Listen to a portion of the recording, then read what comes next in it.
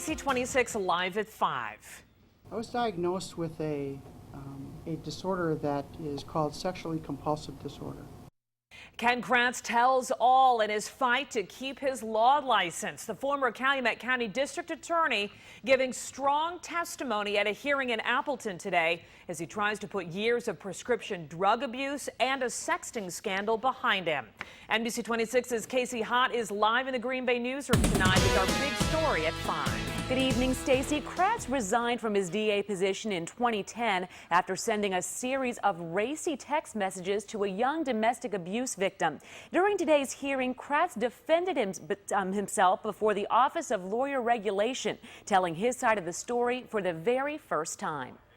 Kratz says his life hit a low point when news of the sexting scandal started to spread in September of 2010. I had gone from being one of the most respected DAs in the state and a very competent trial lawyer to what I perceived at that time was vilified and hated and altogether forgotten for anything redeeming that I had done. Kratz says his lapse in judgment was fueled in part by sexually compulsive disorder, a disorder he's been struggling with for years. It's sometimes called hypersexuality, sometimes sexual compulsivity. The street name is sex addiction.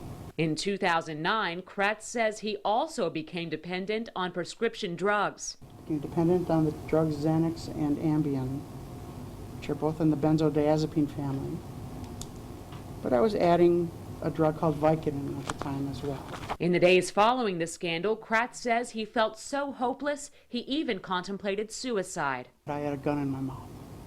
While he's currently seeking treatment, Kratz acknowledges that what he did was wrong and says he deserves to be punished. This does answer the what were you thinking? This answers the why would somebody so smart do something so stupid? Now, Kratz pleaded no contest to 6 different charges today, including 2 charges of sexual harassment. Now, the Office of Lawyer Regulation will have up to 30 days to make a recommendation of a punishment to the Supreme Court. Live in the Green Bay newsroom, Casey Hott, NBC 26.